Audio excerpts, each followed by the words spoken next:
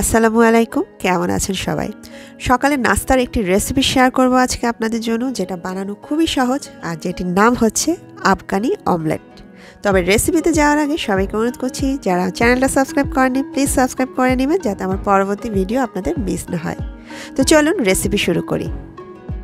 প্রথমে আমি একটি ফ্রাই প্যান নিয়ে নিলাম আর সেখানে সামান্য পরিমাণ তেল দিয়ে দিচ্ছি। চুলার আঁচটা আমি এখন মিডিয়ামে করে দিয়েছি। এরপরে আমি কিউব করে কাটা একটি আলু এখানে দিয়ে দিচ্ছি। এরপরে আলুটা আমি তেলে হালকা একটু ভেজে নিব আর এরপর পরেই অ্যাড করে নিব একটি টমেটো, যেটা আমি ডাইস করে কেটে নিয়েছি। দিয়ে দিচ্ছি ডাইস করে কেটে নেওয়া একটি পেঁয়াজ। এরপর এখানে আমি অ্যাড করে দিচ্ছি ব্ল্যাক পেপার, এটা আমি আমার টেস্ট অনুযায়ী দিচ্ছি। আর দিয়ে দিচ্ছি একটু সল্ট, এগুলো আপনারা আপনাদের টেস্ট অনুযায়ী বাড়িয়ে কমিয়ে দিতে পারেন। এরপরে হালকা আবারও একটু নেড়ে চেড়ে নিলাম আর এখন আমি অ্যাড করে দিব প্রায় হাফ চা চামচের মতো চিনি।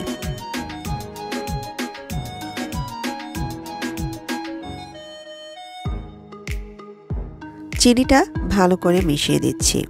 এরপরে ঢাকনা দিয়ে এটা আমি রান্না করব 5 থেকে 7 মিনিটের মতো মিডিয়াম আছে, যাতে আলুটা ভালো করে সিদ্ধ হয়ে আসে।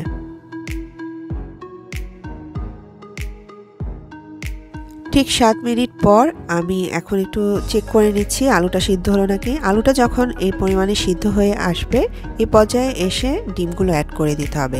এখানে আমি প্রায় 4টা ডিম অ্যাড করে নিচ্ছি।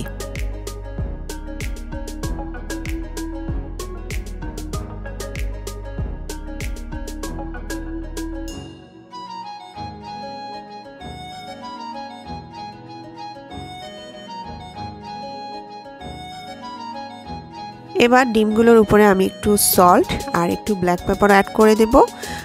এটা জাস্ট ডিমের জন্যই দিচ্ছি, আর আগে তো আমি সল্ট আর ব্ল্যাক পেপার একবার দিয়েছি। এখন জাস্ট ডিমের উপরে এগুলো আমি অ্যাড করে নিচ্ছি। এরপর আবারও একটু ঢাকনা দিয়ে দিচ্ছি আর ওয়েট করছি 5 মিনিটের মতো। চুলার আঁচটা কিন্তু আমি মিডিয়ামেই রেখেছি এই সময়ও।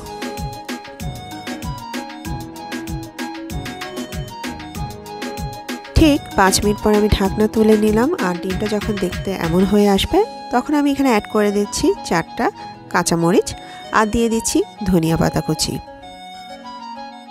কেউ যদি চিজ খেতে পছন্দ করেন তাহলে এই সময় এসে চিজও অ্যাড করে দিতে পারেন, মজারেলা চিজ বা চেডার চিজ, যেটা আপনারা পছন্দ করেন। আমি আজকে আর চিজ দিচ্ছি না। আর 1 মিনিটের মতো এটা আমি চুলায় রাখবো, এরপর আমি চুলা থেকে নামিয়ে নিচ্ছি। চুলা থেকে নামিয়ে নিলাম আর দেখুন দেখতে কত ইয়ামি লাগছে। এবার একটি পিৎজা কাটার নিয়ে এটা আমি কেটে নিচ্ছি। দেখলেন তো এই আফগানি অমলেট বানানো কত সহজ। এইসব ইনগ্রিডিয়েন্টস আমাদের বাসায় সচরাচর থাকেই, আর এটা বানাতে কিন্তু বেশি সময়ও লাগে না। এবার এটি আমি একটি প্লেটে সার্ভ করে নিচ্ছি আর সাথে দিয়ে দিচ্ছি বান।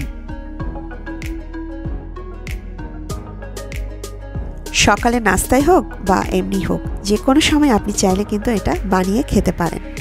আশা করছি আজকের এই সহজ রেসিপি আপনাদের ভালো লেগেছে। বাসায় ট্রাই করার অনুরোধ থাকলো, আর আমি তো বিদায় নিচ্ছি। সবাই ভালো থাকবেন। খোদা হাফেজ।